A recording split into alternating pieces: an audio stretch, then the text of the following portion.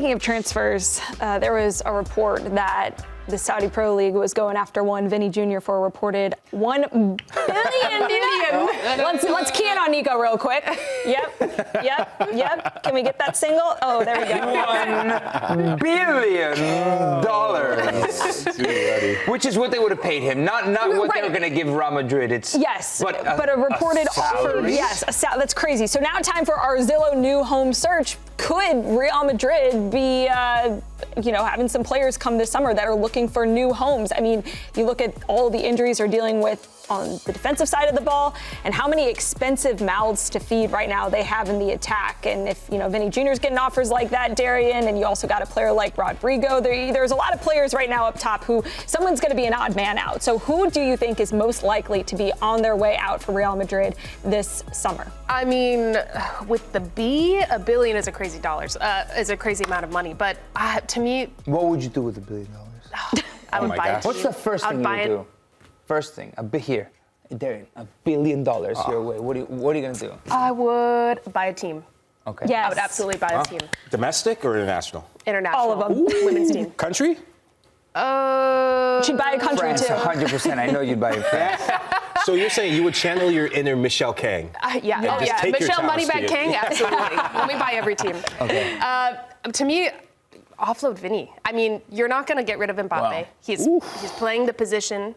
Vini's playing the position that Mbappe is superior in. I mean, we've seen glimpses of vintage Mbappe, why they brought him here.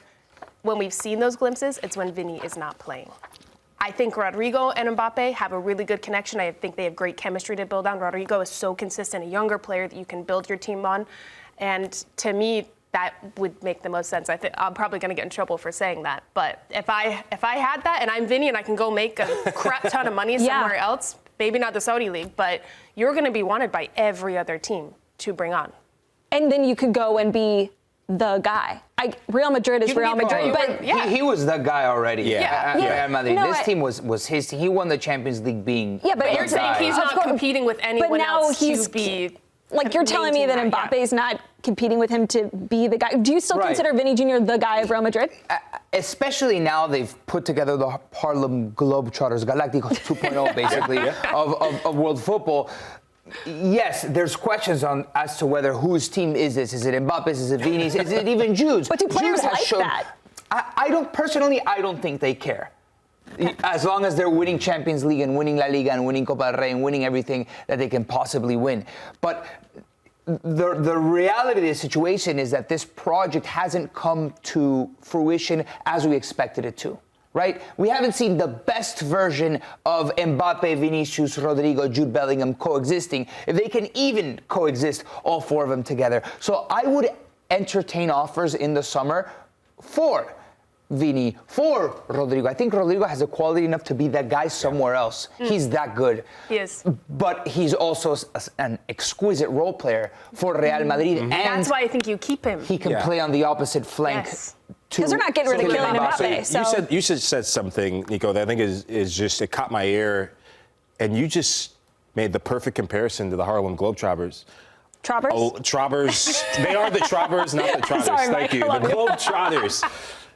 Amazing attacking pieces, but the Globetrotters still don't play defense, just like Real Madrid, right? Yeah. And if anyone offers you $1 billion, and Guillaume Balaguet said something the other night on Scoreline that I think when you look at the business aspect of things, the stadium project, when someone offers you that much money, you gotta really entertain it, especially when you have other pieces. When you have a player that has Ballon d'Or quality in Kylian Mbappe that can be the heir apparent to being the new main man. Yeah.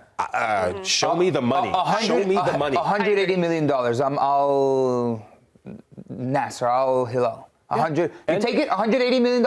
Here, boom. And the Saudi Pro League, since Neymar leaving, they're looking for the next big face of their league. Ronaldo's still there for the present. John Duran? Oh, I forgot about him. Dang, John Duran is the new face of the Saudi Pro League. Get out of here, I know my Colombian fans are going to hate me for this, but why not Vini?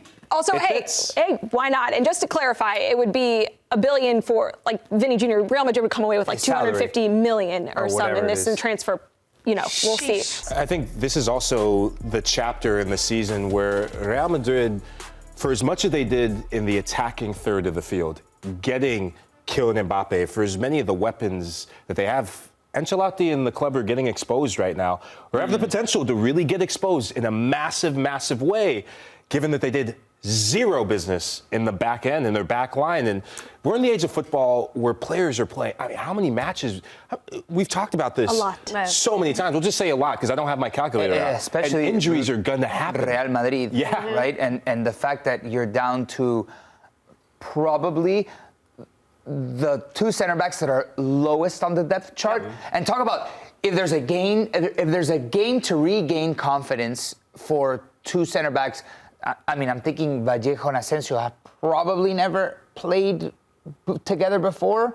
I don't know. Someone would have to look it up. Remember. Like, I don't even think they're the same generation in Castilla, right? Because Vallejo's been He's been with Real Madrid for so long at this point, and even has gone out on loan. So if there ever is a game to gain confidence, to start working that momentum up, it's against Leganes before you start facing the likes of Julian Alvarez, of Antoine Griezmann, of Haaland, of Savinho, of Marmoush in the next couple of days.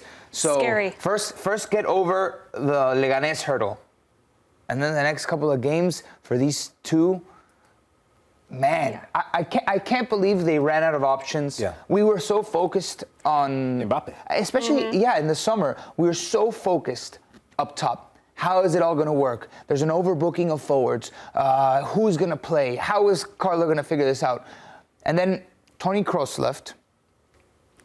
They didn't really find a replacement for the sake of functionality. And now the center backs are so thin. You've got two guys that in the world of football, no one's even heard of them, right? So.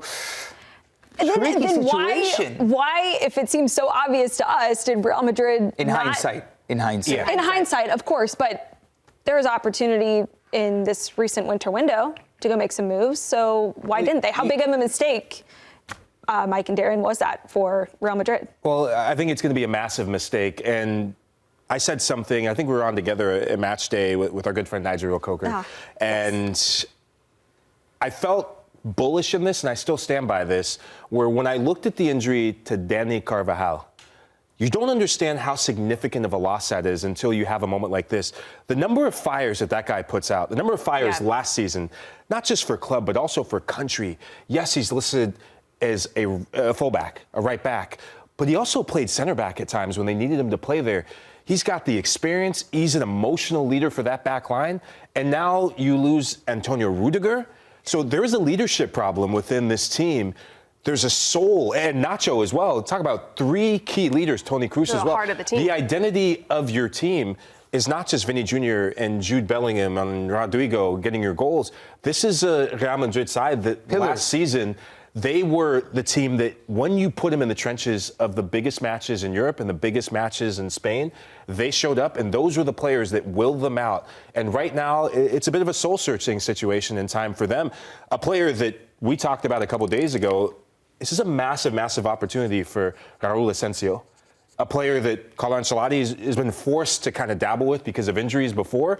And Ancelotti is not known for giving young players that come through the system a good opportunity to play. So with Aurelien Tchouameni struggling at center back, not playing out and out at center back in that defensive midfield position that's a natural position, and being forced to play at center back, when you look at the games that Madrid have lost, the big matches, and even La Liga when they've struggled, teams have keyed in on him. Yeah. So if you're Asensio, this is your opportunity to inch yourself into the lineup over the next couple weeks. He's not good at center back, Tchouameni. Tchouameni is a holding midfielder that is his position, and that's where he thrives.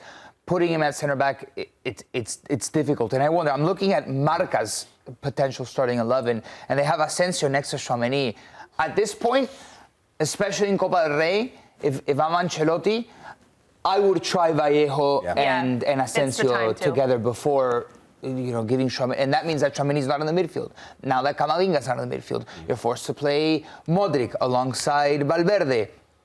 They have, by the way, they have Güler, Brahim, Endrick, Vinicius. So as much firepower as you possibly can without Mbappe and Jude. I mean, it's a strong lineup.